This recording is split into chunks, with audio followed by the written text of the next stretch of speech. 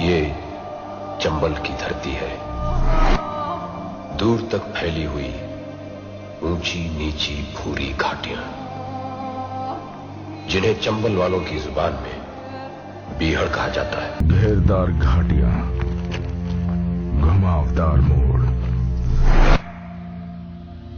पानी पीछे पीना, पहले तू गोली छोड़, मौत से टकराना इसकी शर्त पुरानी है, सोच समझकर पीना ये चंबल का पानी है। पूरा नाम क्या लिखते हैं आप? सीमा परिहार। सीमा परिहार। रिकॉर्ड में क्या नाम है रिकॉर्ड में आपका? जहाँ पर आप बागी के नाम जब रहे तो रिकॉर्ड में पुलिस ने क्या नाम लिखा आपका? यही लिखा। सीमा परिहार नाम लिखा। वो कौन सा दिन था, कौन सा वार था, कौन सा सन था वो जब आप पहली बार घर से बाहर निकले बागी के लिए?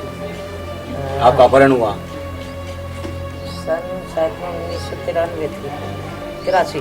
83 जी। सन 83 में आप पहली बार घर से निकले? मैं अपनी मर्जी से नहीं निकले। अच्छा। मैं अपने घर पे सो रही थी जी। हमारे भाई दोनों छोटे छोटे थे और मम्मी पापा दरवाजे पे लेटे हुए थे। जी। मैं घर में सो रही थी। 9:30-10 बजे के करीब 10 लोग आए और मेरे को वहाँ पे सोते हुए उठाया गया। कितनी उम्र रही इसमें? तो साल हमारी उम्र 13 साल की थी। 13 साल की। उसके बाद फिर कितने साल बाद वापस घर आना हुआ? कम से कम 5-6 साल बाद हम अपने गाँव में आए। अपनी मर्जी से आए? अच्छा। तो जैसे मैं घर पे आई, क्योंकि हमारी मम्मी पापा बड़ा आदर्शी थे, क्योंकि वो किसी के सामने झूठ नहीं बोलना चाहते थे। तो जैसे ही मैं गांव में आई हैं तो जैसे हमारे मम्मी पापा को किसी ने बता दिया होगा कि हमारी लड़की आई है, तो वो घर से भाग गए। अच्छा। ये कहते हैं हम उसके सामने नहीं जाएंगे, कि कल पुलिस आएगी, कल हमसे अगर वो पूछेगी तो हम सीधा बोल देंगे कि वो आई थी, क्योंकि वो झूठ नहीं बोलती थी। कितने केस आप पर दर्ज हुए कुल मिलाकर के? हमारे पास है 29 केस आप पर दर्ज थे। उनमें से हत्याएं कितनी थी? उसमें 3-4 हत्याएं भी थी। 3-4 हत्याएं थी, बाकी सब अन्य लूट डकैती की थी और पुलिस मुठभेड़ थी। अच्छा। ऐसी कौन सी ऐसा कोई सीन आपको याद आता हो, ऐसा कोई घटना, ऐसा कोई कत्ल जिसने चंबल घाटी में शोहरत कर दी हो उस समय की आज ये दिन था कि सीमा परिहार पूरे देश में छा गया? नहीं, ऐसा है कि मैं चंबल घाटी में जरूर रही हूँ और जिस तरीके से चंबल घाटी को आदमी बदनाम करता है उस तरीके से ऐसा कुछ नहीं है। कुछ समाज ऐसा होता है, वो परिस्थितियाँ बना देता है, तो मजबूरन आदमी को चंबल में जाना पड़ता है, वहाँ पे बदल करना पड़ता है। नहीं, मेरा अगर मानना ये है कि अगर हर व्यक्ति चाहता है कि हमें सामान्य जीवन जीना चाहिए और 2 वक्त की रोटी मिलना चाहिए, लेकिन कुछ समाज ऐसा है वो पीड़ित ज़्यादा करता है। उस समय के समाज में और आज के समाज में कुछ परिवर्तन आया? काफ़ी अंतर है और अंतर पहले भी था, लेकिन कुछ समाज ऐसा है कि पहले की लड़ाइयाँ ऐसी थी कि घर में पंचायत लगा के या गांव में पंचायत लग के सॉल्व हो जाती थी, लेकिन आज की स्थिति में नहीं होती। अगर भाई भाई में तनाव हो गया तो सीधा पुलिस थाने होती है। तो परिवर्तन तो बहुत ज़्यादा हो चुका है। पहले फैसले होते थे? पहले ऐसा था कि पहले पुलिस थाना इतना था नहीं, और पहले ऐसा था कि एक दूसरे के जो बुजुर्ग होते थे तो उनका फैसला मानते थे, क्योंकि वो मुँह देखा कभी फैसला नहीं करते थे, तो उनको पंच बोला जाता था। जैसे 4 जने बैठ के पंच में बैठते थे, जो 5 आदमी 10 बैठ के जिस पंचायत को फैसला कर देता उसको पालन किया जाता था। और दूसरी बात ये थी कि जो पंच करने आते थे, चाहे वो घर का सदस्य हो बाहर का हो, लेकिन कभी एक तरफा बात नहीं करते थे। आज की स्थिति ये है कि अगर किसी की लड़ाई हो, भाई भाई की लड़ाई हो या दूसरे की लड़ाई हो, तो यहाँ पर मुँह देख के पंचायत होती है, तो इसी चीज़ का पालन नहीं होता। वो घटना कौन सी थी जिसने बहुत शोहरत कर दी चंबल घाटी में कि ये सबसे बड़ा केस था, ये सबसे बड़ा हमारा एनकाउंटर था, या क्या ऐसे कोई घटना याद आती है जिसने? नहीं, देखो ऐसा है कि मैंने चंबल में जरूर रहे हैं। जब अगर कोई चीज़ ऐसा है कि किसी को, जैसे मेरे पे हत्या हुई है, जैसे मैं ये नहीं कहते कि मेरे ऊपर हत्या का कांड नहीं था, ठीक है, जब मैं उस गंदगी में रहे हैं तो देखो वो भी हो जाता है। अगर गैंग का एक सदस्य करके आता है, वो 10 जने हैं, 10 अगर डिक्लियर हैं, 10 अगर बागी न होते तो क्या इच्छा थी, क्या बनते? अरे भाई, तो जैसे हमारे हम 4 बहनें हैं, जो 3 बहनें अपने घर में है, परिवार कुशल है, तो वही बात आपकी मेरा कोई जैसे होता है। आज की बेटियों की एक होती है कि मैं डॉक्टर बनूं, मैं इंजीनियर बनूं, आपका क्या मन था? कभी नहीं सोचा नहीं बचपन? ऐसा था कि मेरा पिताजी इतने गरीब थे, उनकी स्थिति ये नहीं थी कि वो पढ़ा सकते थे। तो हमारे कोई भाई बहन पढ़े नहीं थे, क्योंकि उनको ना हमारे पिताजी की कोई बिजनेस थी, ना हमारे पिताजी पे कोई क्या नाम है ज़मीन थी। तो जब जिस आदमी के पास में ना ज़मीन है ना कोई बिजनेस है, तो वो कैसे अपने बच्चे को पढ़ा सकते थे। तो हमारे कहना पिताजी भेड़ बकरियाँ पाल के तो अपने बच्चों का भरण पोषण करते थे, पेट पालते थे। माँ क्या करती थी? माँ हमारे घर में रहती थी। अच्छा अच्छा। अभी मदर फादर हैं? नहीं, दोनों खत्म हो चुके हैं। यही दिलियापुर में करता। आपको सजा क्या हुई थी? नहीं आपको सजा नहीं हुई? जी आप जेल नहीं रहे कभी? नहीं जेल रहा हूँ। जेल का मतलब अपराधी के तौर पर नहीं रहे? जी नहीं, ऐसा है कि मैं ठीक है गुनाह मैंने किया है उसका वाले, लेकिन आज दिन तक मेरा जितना मैंने जो गुनाह किया है सब मेरे को सरकार ने मेरे को दोष मुक्त किया है। क्या कारण थे मौत करने के? देखो ऐसा है कि इसमें सच्चाई कभी झुकती नहीं। जो सच था वो दुनिया के सामने आ गया, वो कानून के सामने भी आ गया। दूसरी बात ये है कि कोई बात है, अगर मैं हकीकत बोलेंगे, आदमी अगर ये सोचेगा तो सीमा परिहार गलत बोल रहे हैं। झूठ कभी रुकती नहीं है, हम 2 दिन 4 दिन रुका सकते हैं, लेकिन सच्चाई जो है वो चाहे अधिकारी हो या पुलिस डिपार्ट हो या बड़ा कोई हो, तो हर जनता जान जाती है, हर आदमी जान जाता है कि इसके साथ में न्याय था कि अन्याय था। तो अभी तक आपने सरेंडर किया? जी। किस तारीख को? मैंने 1 दिसंबर 2000 में किया। 1 दिसंबर 2000 को। किसके सामने? यहाँ तुम्हारे DMSP के सामने। कहाँ? कौन जिला? वो है जिला अधिकारी के सामने, यहाँ और ये जिला और ये जिले में जी। DM और अधिकारियों के सामने आप? हाँ, मैं जिला अधिकारी के सामने समर्पण कर दिया। समर्पण करने के बाद में आपको हिरासत मिली है? हाँ जी, मैं जेल गई। मैं 3 साल 3 महीना जेल में रही। 3 साल 3 महीने रहे। जी। वो जब जेल गए, जी। पहला जो रात थी जेल की, वो कैसी रही? ऐसा था कि पहले ये जब मैं रात थी, मैं तो बड़ा मैं जब गई थी पहले मेरे को अलग वारंट दी जाती थी, तो मैंने मना कर दिया था। मैंने यहीं से मना कर दिया था कोर्ट के द्वारा होते। सीमा परिहार थी इसलिए अलग दे दी जाती थी। हाँ, सामान्य लोग होते तो इधर जी जी बढ़ते थे बकरियों की तरह। उस टाइम पे मेरा बच्चा छोटा था, 1.5 साल का था, तो मैं वो भी एक कारण था। हाँ नहीं, उनने प्रशासन तो मेरे को अलग वारंट दे रहा था, लेकिन मैंने नहीं लिया था, क्योंकि बच्चा अकेला नहीं रुक सकता था। और जब मैं गई थी तो वहाँ पर 35 महिला थी, तो 2-4 महिला तो जब मैं वहाँ पर लेटी थी तो वो रात की बाथरूम करने तक नहीं गई है पूरी दिन रात, डर के वजह से कि ऐसा ना हो जाए कि सीमा परिहार के सामने होके जाएंगे, कहीं पैर का एरो होगा तो हमें ये मानने ना लगे। क्योंकि जब वहाँ पे मैं काफ़ी दिन रहे हैं, तो वहाँ पर जब बातें धीरे धीरे उजागर हुई कि जिस दिन मैं कही दीदी आप आई थी, हमारा तो पेट फूल गया था। हमने क्यों कि मैं बाथरूम करने नहीं गई, तो हम तो नहीं अंदर से जानते थे कि क्यों ये डरती हैं। तो जब वहाँ पे कोई व्यक्ति पे उस समय इतना ट्रेलर था कि लोग पेशाब करने नहीं जाते थे डर से, और आज ये स्थितियां हैं कि कोई मजबूरी होती है, कोई दुख दर्द होता है, कोई आफत आ जाए, कोई पीड़ा आ जाए किसी गरीब को, तो सीधा सीमा परिहार का दरवाजा खटखटाता। देखिए ऐसा है कि हर गांव की जनता जो देहात से जुड़ी हो, और क्योंकि हर देहात में पेपर तक नहीं जाता है, जो सच्चाई पहल तक पहुंच सके, तो उसमें ये दहेज उत्पीड़न की महिला जाती है जेल के अंदर, और कुछ थोड़ी बहुत वैसी घटना हो जाती तो जाती है, तो हर व्यक्ति तो नहीं जानता है, क्योंकि वो नाम इतना विख्यात था, इतना नाम विख्यात था, तो इस वजह से तो हर जितना नाम का खौफ था उतना आपका नहीं था। आप उतने सीधे साधे रहे। मैं तो हर हमेशा जैसी आज बैठी तैसी रहे। नहीं, दुनिया को बताना नहीं चाहते हैं, या कहीं न कहीं कोई? मैं जंगल में जरूर रही हूँ, लेकिन अगर मैं हैवान बन के नहीं रहे, इंसान बन के रहे। ये दुनिया कैसे मानेगी? आज के रूप को देखेंगे तो मानेंगे ही नहीं लोग कि आप कभी रहे नहीं। मैं अपने मुँह से मनाना नहीं चाहते हैं। मैं जिस क्षेत्र में रहे हैं, जो आदमी प्रमाण लेना चाहता है, मैं तो यहाँ बैठी हूँ ना, वो आदमी पूरा क्षेत्र में घूम के भगवान पे कितना विश्वास करते हैं? इस पे भगवान पे कितना भरोसा है? भगवान पे पहले तो बहुत ज्यादा करते थे, लेकिन अब कम करते। ये उल्टा काम कैसे है? हर बागी ने कहा कि पहले भगवान पर कम था, अब ज्यादा हो गया। नहीं, आपके भगवान पे था, ठीक है, मैं गंदगी में थे, भगवान पे इसलिए कम हो गया कि मैंने जब इतने दिन जंगल में घूमे, उसके बाद में आज समर्पण कर दिया, और उसके बाद में ठीक है जैसे शासन प्रशासन ने काफ़ी नेता भी थे, हर आला अधिकारी भी थे जो हमारे साथ में शर्तें दी थी ना, तो वो शर्तें दी गई हैं। और जब मैं 2004 में जेल से छूट के रिहा भी हो गए हैं, और मैंने अपने ऊपर पूरी कहानी की पिक्चर भी बना ली है 2006 में, जो आके प्रशासन ने मेरे को तोहफा दिया है, तब से तो मैं भगवान पे विश्वास करता हूं। 2006 में क्या तोहफा दिया प्रशासन ने आपको? हमारे भाई का अकाउंटर झूठा गाजियाबाद में दिया था।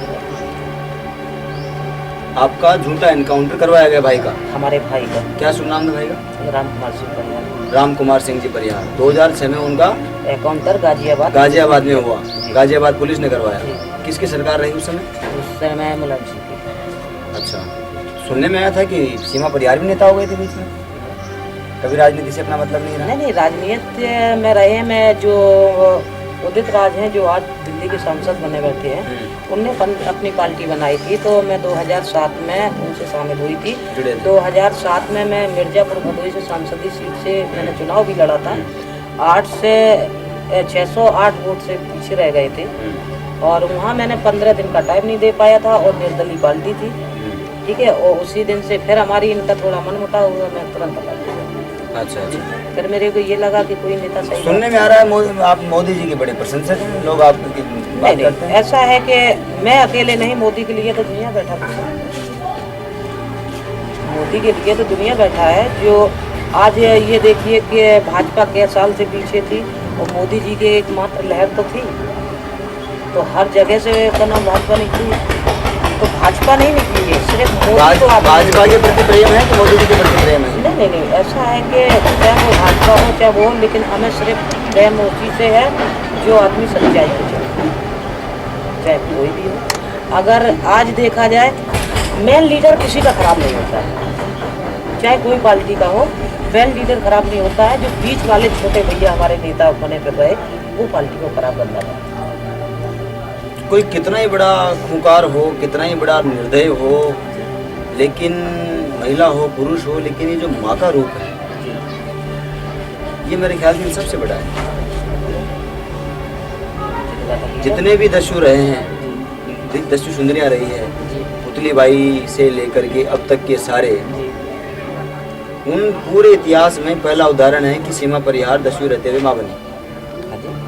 तो बेटे के मतलब आप चाहते तो इसको मरवा भी सकते थे, लोगों ने कहा भी होगा? नहीं, कभी नहीं कहा। हम लोगों की बात मानते कहाँ थे? आपने तय कर लिया कि मुझे बेटा चाहिए, पालेंगे, बड़ा करेंगे, और समर्पण में उसका भी बड़ा हाथ रहा। सबसे बड़ा तो हमारे भाई का हाथ था। अच्छा, भाई ने प्रेरित किया आपको? नहीं, प्रेरित तो मैं बहुत दिन से थी, जो हमारे बेटा भी नहीं हो पाया था उसके पहले थी, लेकिन जो लाला राम जी थे, गैंग लीडर थे, तो वो नहीं चाहते थे कि जी आज समर्पण करें। मैं एक आदमी के इतने सारे रूप, सब जगह कुशल माँ हो गई, कुशल बहन हो गई, कुशल परिवार के सदस्य हो गई, कुशल देश की कुशल नागरिक महिला हो गई, और एक कुशल पर्यावरण प्रेमी हो गई। आज ऐसा है कि आदमी ये कहता कि मैंने अपने आप को बहुत कुछ बदला, लेकिन इससे ज्यादा बदल नहीं पाया। और आदमी अगर अपनी इंद्रियों को, मन को अगर कंट्रोल में नहीं कर सकता है, तो वो दुनिया को क्या दिखा पाएगा, क्या उनको बदल पाएगा? मैं तो मेरा सोच तो ये है, क्योंकि काफी लोग जैसे लोग क्या कहें आपको, लोग आपको नेता कहें, अभिनेता कहें, गृहिणी कहें? भाई ये तो लोगों की इच्छा है। आप क्या सुनना पसंद करें? नहीं, मैं तो अपना सीमा परिहार सुनना पसंद करती हूँ। कोई आपको अभिनेत्री कहे, आपको पसंद कोई भी नहीं है। आपको पूर्व दस्यु कहे, आपको मतलब नहीं, आपको ये सामाजिक कार्य? देखो, ऐसा है कि मैं इस चीज पे, पूर्व दस्यु पे, मैं इस पे सवाल भी दिल्ली में उठा चुके थे, ठीक है। ये तो पूर्व दस सुंदरी लगा देते हैं, ठीक है, ये तो हम जब तक जिएंगे तब तक ये नहीं मिल सकते हैं। लेकिन दस्यु बनाया किसने, लिखा किसने? मैंने तो नहीं लिख के दिया कभी कि मैं पूर्व दस सुंदरी सीमा परिहार हूँ।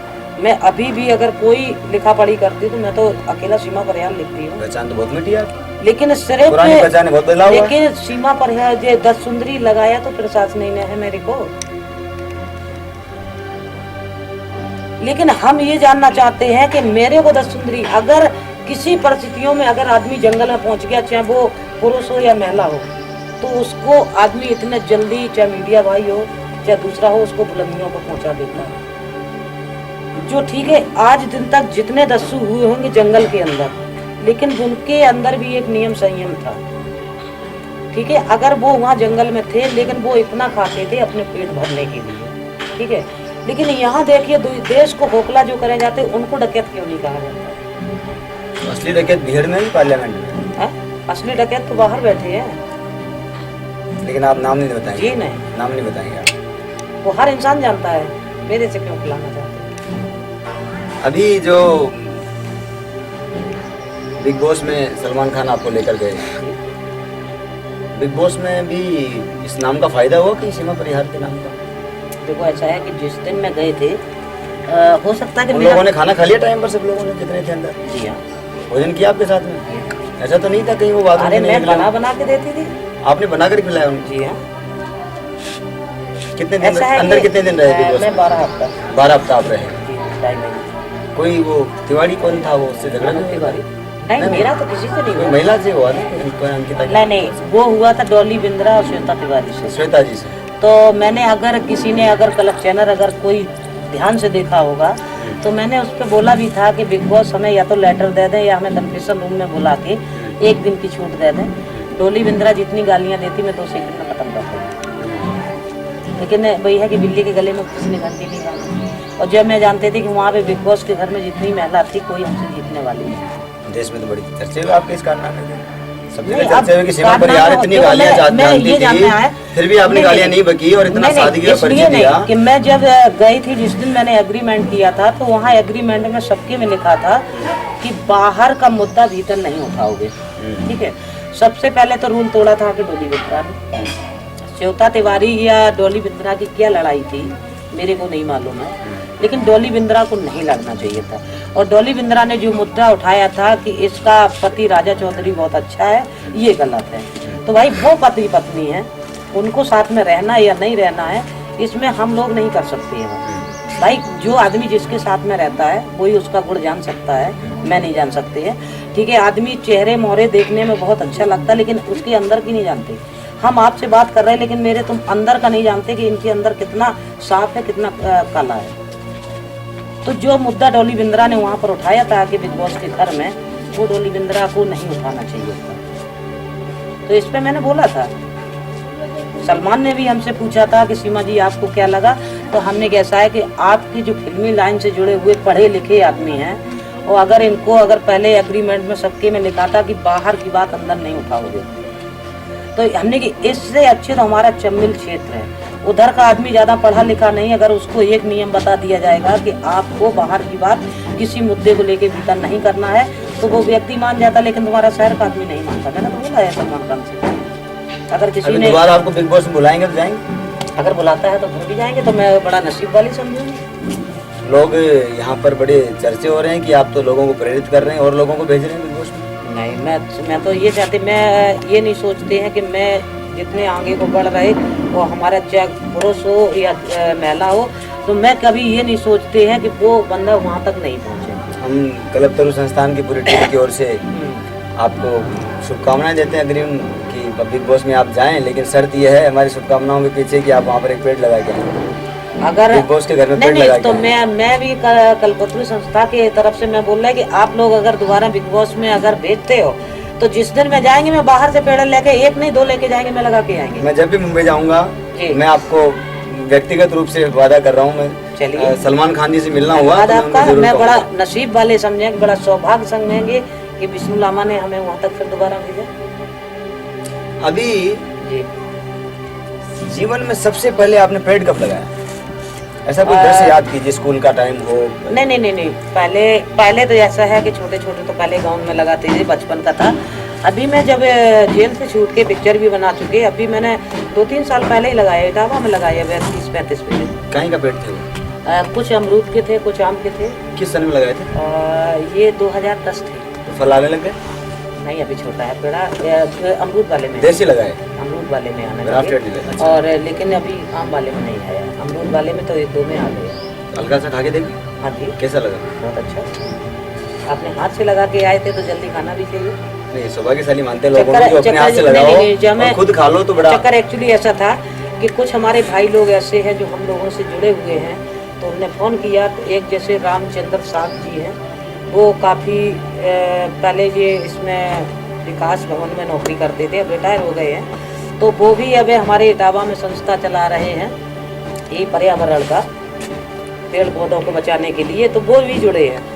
तो उन लोगों ने हमें इनवाइट किया, तो मैं यहाँ से गए तो 30-35 पेड़ लगा के आए थे। अभी हम जहाँ भी जा रहे हैं वहाँ लोगों से पूछ रहे हैं, हमारी आपसे भी गुजारिश है। एक हमारे प्रभाकर जी हैं जी।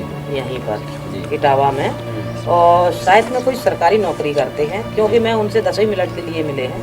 वो भी ये पेड़ पौधों के लिए पर्यावरण में चलते आपने हैं। दिल्ली में जिक्र किया था मुझसे। जी जी जी जी। मैं निवेदन ही कर रहा था, लंबे समय तक बीहड़ में रहे, जंगल में रहे जी। जब जंगल में रहे तो पेड़ पौधों ने आपको शरण दी, पशु पक्षियों ने आपको शरण दी, सबसे सच्चे मित्र वो रहे। उस तरफ ध्यान किसी का नहीं गया। ये और बात है कि ये विषय आ गया सामने। पूर्व जितने भी दस्यु रहे हैं, हम सबके पास जा रहे हैं जो भी जीवित हैं। और हम अभी मध्य प्रदेश का सारा पूरा हमने फ्री कर दिया। हरियाणा हम जाके आए हैं। पंचम सिंह जी बचे हुए हैं उधर, जो ब्रह्म कुमारी में चले हाँ गए। जी, ललितपुर साइड में। हाँ, जी हम चाह रहे हैं कि एक पूर्व दस्युओं का ऐसा कार्यक्रम हो। जी कार्यक्रमों में पूर्व दस्युओं को बुलाया जाता रहा है, सब जाते रहे हैं, लेकिन मेरे ख्याल से सब बागियों से मैंने पूछा, आपकी नज़र में क्या है मुझे नहीं पता। देश का ये पहला अवसर है कि पूर्व बागी पेड़ पौधे लगा रहे हैं एक साथ, जिन जंगलों में वो पले रहे आज उनको बचा रहे हैं और अपने गाँवों को आदर्श बनाने के लिए योजनाएं बन रही है। देखिए, ऐसा है, पेड़ पौधों को जब बागी जंगल में भी था तो पेड़ पौधों को बचाता था, क्योंकि पेड़ पौधा कहीं भी हो, चाहे गांव हो या जंगल हो, पेड़ पौधा से बहुत अच्छा लगता है। जैसे अभी आप देहात में जाइए और जब वहाँ पर आप जब बागी थे जंगल में तो कोई पेड़ काटने आता तो आप उसको काटे नहीं देते? मैं विरोध करती थी। मैं अब जाते हैं, मैं अपने खुद जिस जंगल में मैं रही हूँ और वो जंगल अब देखते तो हमें ये नहीं लगता कि ये वही जंगल है। पहले इतना घना था, इतना पेड़ पौधा था, अब वही पेड़ पौधा नष्ट हो रहा है, क्योंकि हमारे भाई लोग काट। पहले डर था आपका, अब वहाँ खत्म हो गया लोगों का। अभी सरकारी तरीके से काम करना चाहेंगे कि बंदूक उठाएंगे जंगल नहीं, बचाने के बंदूक तो लिए? नहीं उठाएंगे, अब तो सिर्फ कलम से करेंगे। काम चलेगा कलम से? भगवान पर भरोसा है? नहीं तो इतना तो करते हैं। इतना तो करते हैं। ऐसा है कि कभी कभी गालियाँ भी देते हैं और रोज डेली उठ के नहा के अगरबत्ती भी लगाते हैं, लेकिन कभी जब मूड खराब होता है पिता पुत्र माँ बाप वाला रिश्ता है भगवान से। ये तो दे भी लो और फिर वापस मान भी जाओ। क्या किया जाए। पहले बसाया बीहड़, अब बचाएंगे बीहड़। ये जो राष्ट्रीय कार्यक्रम जयपुर में होने जा रहा है, पूर्व दस्युओं का जो महाकुंभ हमने इसको नाम दिया है, जी, इस कार्यक्रम को लेकर के आपकी कुछ राय, आपका सुझाव? नहीं, ये आपने ये दिया है महाकुंभ को, दस्युओं को और शामिल किया है, तो मैं तो ये मानना चाहते हैं कि चलिए कोई व्यक्ति ऐसा तो है जो इसने दस्युओं तक को फिर मुड़ के देखा है। सरेंडर करने के बाद में सब बागियों ने कहा कि सरेंडर के बाद में कभी कोई आज तक नहीं आया जो कोई किसी मुहिम से हमें जोड़े या हमारे टाइम का सदुपयोग करे। जी, तो नहीं, तो ये हमने बात हकीकत हमने कह रहा है। चिंतन किया है जी, कि कल्पतरु संस्थान के इस कार्यक्रम के आयोजन में हम माननीय प्रधानमंत्री आदरणीय नरेंद्र मोदी जी के नाम एक ज्ञापन हम सब लोग दें और मोदी जी को सारे जितने भी पूर्व बागी रहे हैं वो एक ज्ञापन के माध्यम से अपने अपने गाँव को आदर्श ग्राम बनाने के लिए उनसे प्रार्थना करें। उन्होंने प्रत्येक सांसद को और अन्य संस्थाओं को आदर्श ग्राम बनाने के लिए प्रेरणा दी है, तो क्यों ना एक एक बागी अपने अपने गांव को आदर्श ग्राम बनाएं। तो आपको अगर आपका गांव दिया जाता है, सीमा परिवार को कहा जाए कि ये गांव आप अपना लीजिए और इस गांव को आदर्श ग्राम बनाइए, तो आप बना पाएंगे? नहीं, मैं तो ये कहते हैं कि अगर मोदी जी ये कहेंगे अपने गांव को बनाओ, तो मैं तो ये कोशिश करेंगे कि अपने गांव को तो बनाएंगे, मैं अगल बगल के गांव को भी बनाना चाहता हूँ, आदर्श ग्राम बनाना चाहते हैं। सरकार के केवल सहयोग की आवश्यकता है। मैं कल्पतरु संस्थान की ओर से आपको केवल वादा कर सकता हूँ, इतना कर सकता हूँ कि प्रधानमंत्री जी के पास में पूर्व दस्युओं का जो ये महाकुंभ होगा, ये जब भी होगा, इस कार्यक्रम में जो ज्ञापन उनके नाम दिया जाएगा, जो कार्यक्रम में निर्णय लिए जाएंगे, वो सारे के सारे प्रधानमंत्री तक भिजवाने की जिम्मेदारी मेरी है। वो बाद में जैसे क्रांतिकारी परिवारों को हमने तलाशा और जो वो आशीर्वाद दिया है 16 नवंबर का उन्होंने समय दिया प्रधानमंत्री जी ने हमें, उस तरीके से अगर दस्युओं के लिए भी देते हैं तो मैं समझता हूँ कि देश में एक बड़ा हम लोग नया अध्याय शुरू करने वाले हैं। नहीं तो बड़ा एक सौभाग्य दस्युओं के लिए होगा। कुछ हमारे दस्यु लोग ऐसे हैं कि देखो बैठे बैठे नहीं हो जाता है, कुछ उनको भी पहल करना चाहिए। इन सब लोगों से मिल रहे हैं, उत्तर प्रदेश में भी उन्होंने शुरू किया है, आपसे शुरुआत कर रहे हैं और आपकी परमिशन जरूरी थी यूपी में घुसने से पहले, तो इसलिए ये भी एक जरूरी था। मध्य प्रदेश से हम फ्री होकर आ गए। आपके क्षेत्र की तो एक गंगा पांडे कोई थी। गंगा पांडे जी तो शायद एक्सपायर हो गए। मंगली पांडे नाम था या? नहीं, वो लवली पांडे थी। अच्छा, लवली पांडे, वो तो यहीं की थी। अच्छा। ये अरविंद और रामवीर गुर्जर का गैंग था, उसी की गैंग में थी। एक कोई तोमर करके लड़का था, अभी वो जेल के अंदर है, लेकिन गंगा पांडे छूट चुकी थी, तो इधर ही कहीं की तो रहने वाली